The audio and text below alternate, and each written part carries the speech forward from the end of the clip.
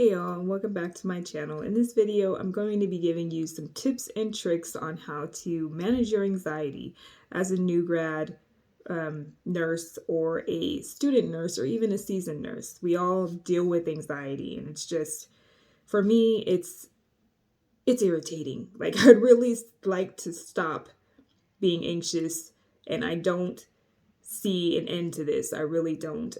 When I talk to seasoned nurses, they are still going through it. It's just that fear of the unknown and not knowing what you're going to face on your shift or even during the clinical rotation. So I've experienced this since nursing school, and I've heard from the nurses that I've followed that, yeah, it never ends. And really, I don't think it really does. So I think what they speak the truth. So I'm going to go through 10 things that I have done to help reduce my anxiety. I am about to go into my 7th month on the 17th of this month. It's March, and I can say that it has lessened since starting the new grad residency program and being on my own. It has lessened. I know I haven't encountered everything, but I have encountered a lot thus far. So I just find myself less anxious, but it is a process that I go through every night when I'm scheduled to work, driving to work. I don't know if it's anxiety or if it bugs me. I know that there is anxiety involved, but it just gets to me that I have to leave my family at night to drive to work. When it just feels like a time to just get cozy and wind down and go to sleep. And then when I get to work, I'm like hitting the ground running. And it's like all adrenaline is what it feels like. Getting things done and keeping people alive, I guess you could say, or managing people's illnesses. But anyway, I'm going to go through 10 things that I do. Hopefully they can work for you. These are some things that I do, and hopefully they work for you. And if you have any other suggestions, or you're a seasoned nurse or somebody who deals with anxiety in general, and you have some suggestions, please leave it down below because I would love to hear it. And I'm sure everybody else would like to hear it too. So I'll get started. So the first thing that I would like to bring up is organizing your shift.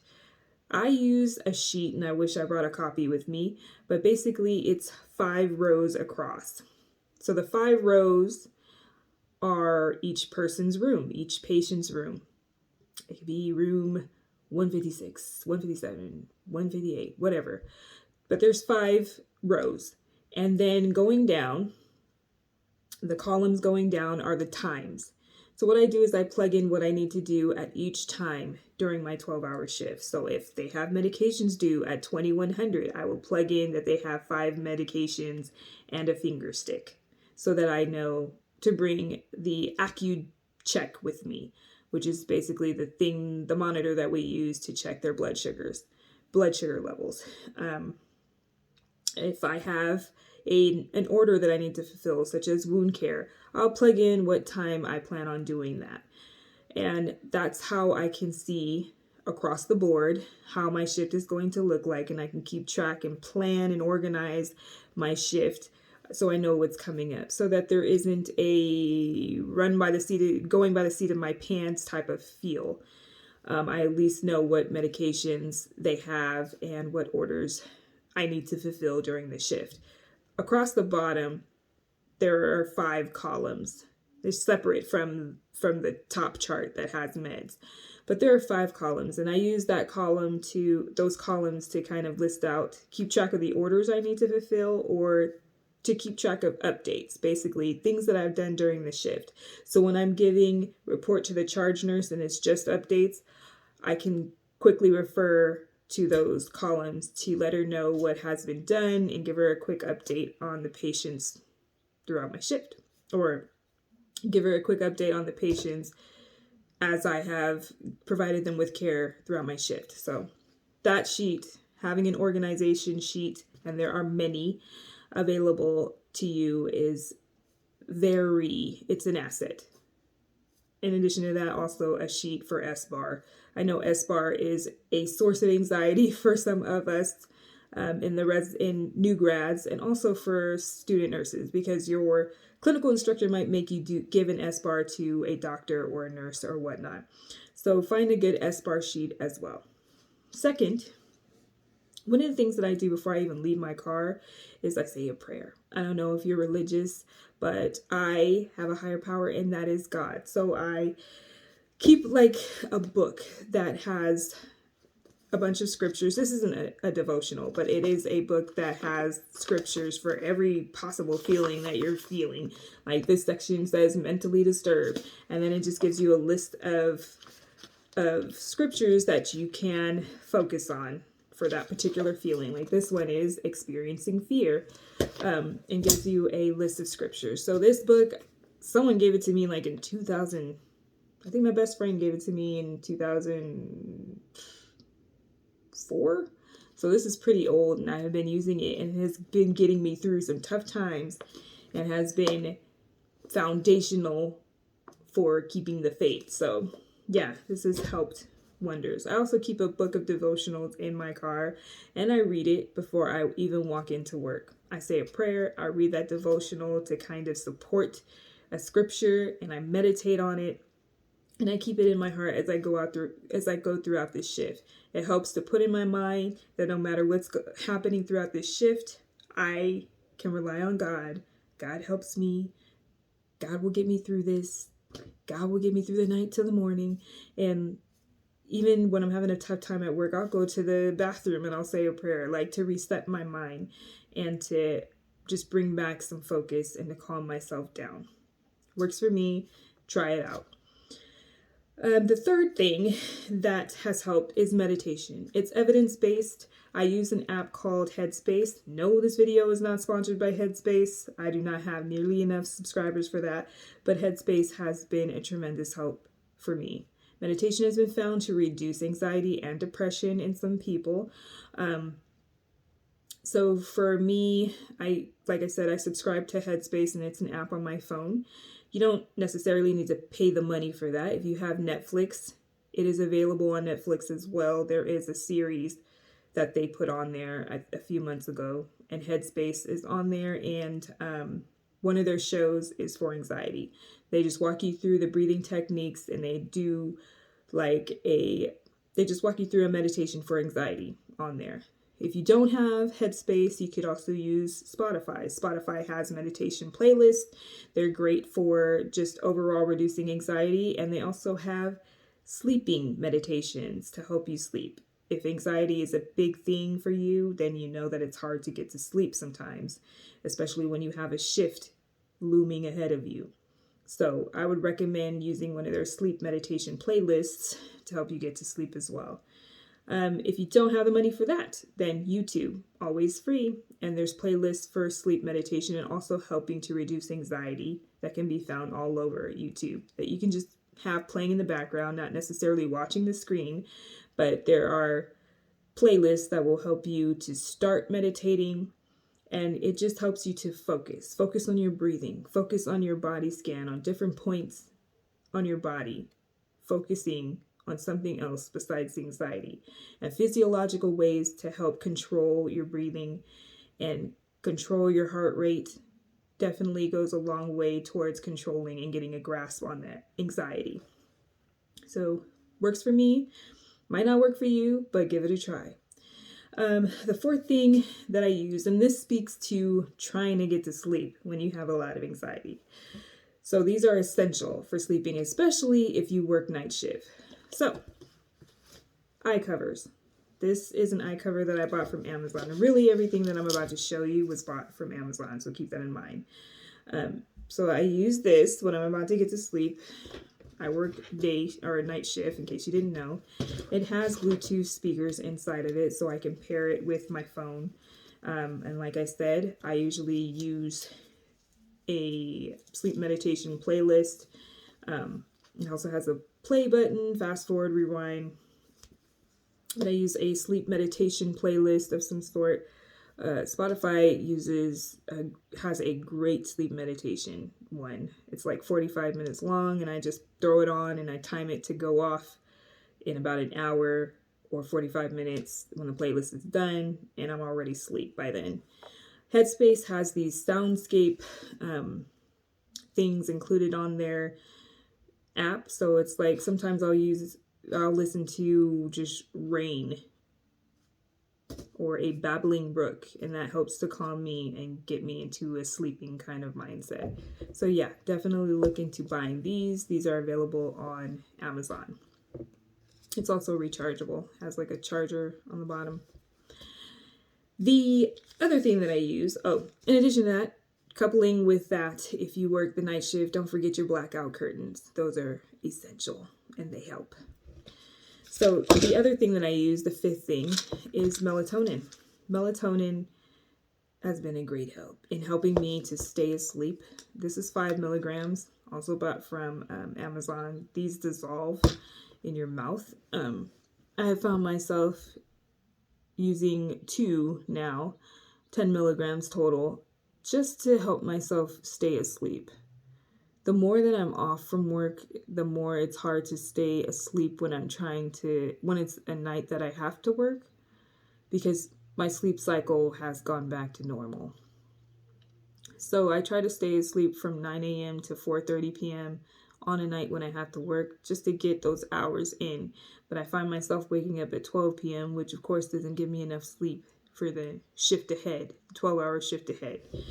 Or on my days off, when I have been working, my sleep cycle is out of whack. So I'm waking up at 2 o'clock in the morning if I don't take this. So there will be times when I don't need it, and there will be times when I feel like I need it. So when I take 1 or 2 of these before I go to sleep, it keeps me asleep longer. So definitely look into that if you're having that same trouble. These are also drug-free, non-habit forming. Melatonin is a natural thing that we produce when we're trying to go to sleep as well. So the 6th thing, and you might find me looking down because I had to write out a list before I forget something, is aromatherapy. So I use this diffuser, which I bought from Amazon. And you put water at the top of it, and then you put a few drops of essential oils. This came with it. And the one that I mainly use is the purple one, which is lavender.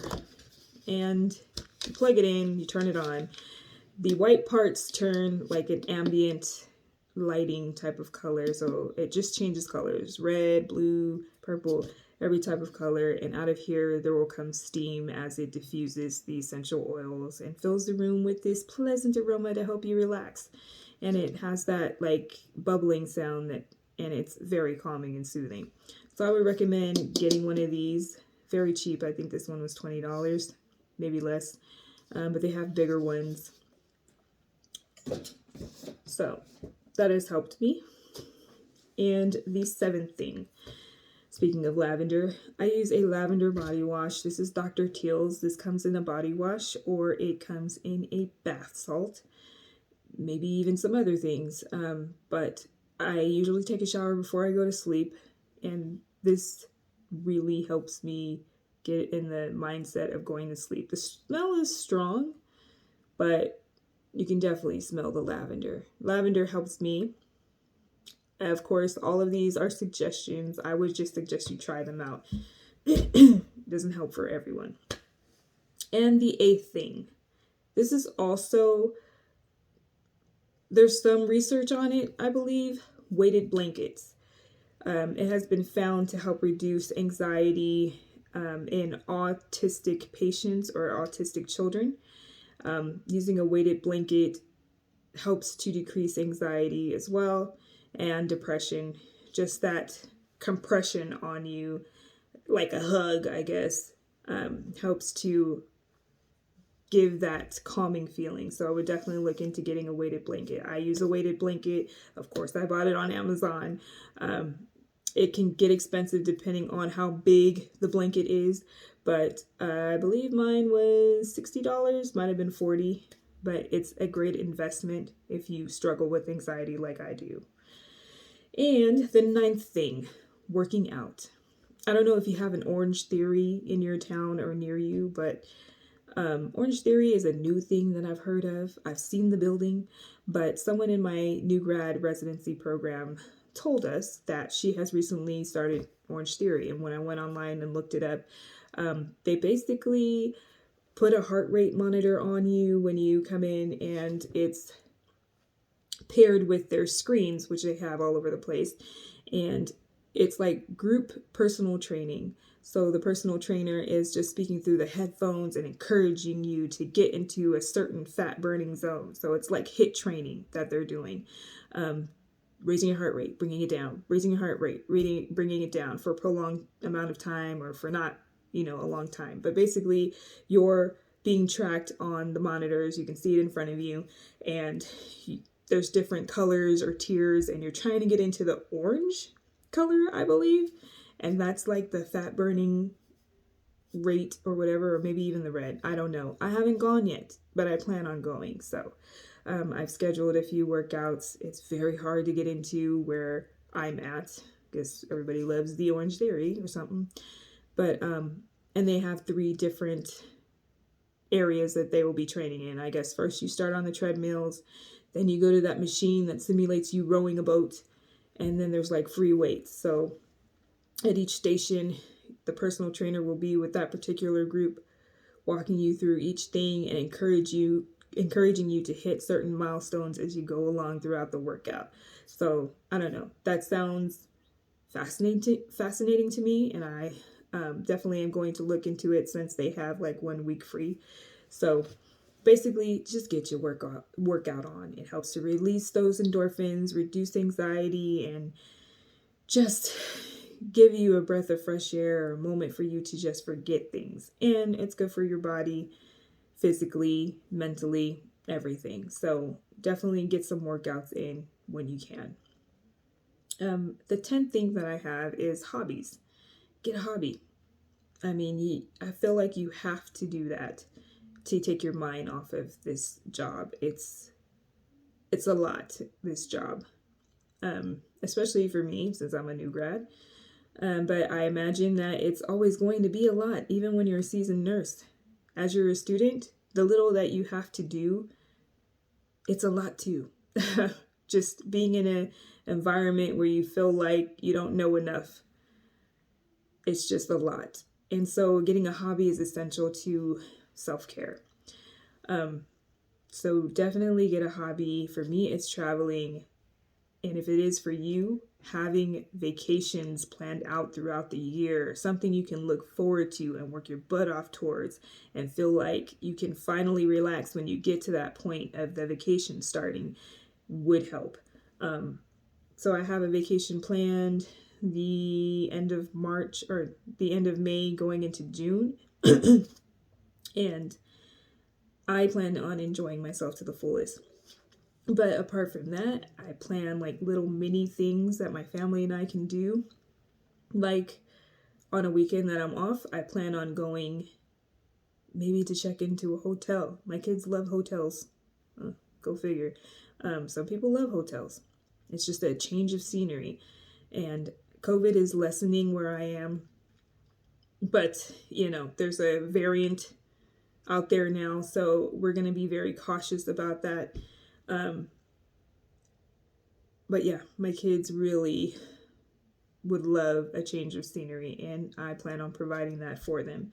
So just doing little things like that, maybe check into a hotel for 1 day just to get a change of scenery, going on, a 2-day trip somewhere close. It would work wonders for those whose hobby is traveling. But if your hobby is something else, maybe painting, working out, anything else, video games, it can all be soothing. I'm finding that I like playing video games with my family. There are group video games out there if you're not a gamer, and I don't know, gets pretty intense and gets pretty exciting. So yeah, and schedule time with your loved ones. I put that under hobbies. It helps to just take your mind off of things. It's not that you need a distraction. I mean, I guess you do, but yeah, this job can be taxing mentally, physically, emotionally, everything. And it has been for me. I just got off a 2-day work shift, and I was scheduled to work yesterday. I don't know why I scheduled myself for 3 days in a row. I'm not about that life. But apparently I did ahead of time. I just thought it would be good to get it out the way. But luckily, I put myself on the low census list voluntarily. So if they scheduled more nurses to work than there are patients on the floor, they will be calling me to let me know that I can stay home. But yeah, I didn't have to work yesterday. But for the 2 days prior to that, it was hell. I had to give a patient, and they give you the same patients back when you come back for the second day. So I had to give a patient multiple enemas throughout the night, clean them up, and another patient 1,000 antibiotics, I swear, throughout the night for both days. And I barely got to sit down yet again to chart, but I made it happen, and I was able to get out of there on time. Like, it definitely helped me with my skill set. I don't know how, but I just did not know how to give an enema. Like, I didn't have that experience in clinical. And that's another thing. That brings about anxiety, because if you didn't experience something in clinical, which you're not going to experience everything in clinical, you're not going to know how to do it when you're a nurse. And I feel like giving an enema is probably the most basic things that we should have known. But I never had a patient who needed one. Therefore, I was never exposed to real life enema until the past 2 days. Luckily, we had a task nurse, and she was just awesome in showing me how to do it the first day. The second day, I was a pro. I don't know if I should be proud of saying that, but second day I was a pro at giving these enemas, cleaning this patient up, and we made it through to the morning. Hung all my antibiotics, got all my stuff done. I definitely am getting better at time management, man. I got out of there on time, charted all my stuff, had all my stuff done, and I was just like, good job. But doing it a third day, I just could not. So I got dressed yesterday when I woke up and just prayed that they would give me a call. Because usually at the time when it's time for me to leave, I leave at 5:30 p.m. That's when staffing calls to let you know whether you are off or not. And I was just watching the clock. 5:30 came. 5:31, I was like, well, I guess I'm going to work. And then 5:32, they called and said, well, have a good night. We don't need you tonight. I was like, thank you. Thank you, Jesus. So anyway, yeah, tangent, but these are some ways that can help you reduce your anxiety if you're a clinical nursing student, if you're a nursing student doing clinicals, or a new grad student, or even a seasoned nurse. If you have any other suggestions that help you, please leave them down in the comments below, because I would love to have some recommendations. I am somebody that's prone to anxiety. I have not gotten to the point where I would need drugs, medication to help me, but I'm not opposed to it if it gets to that point.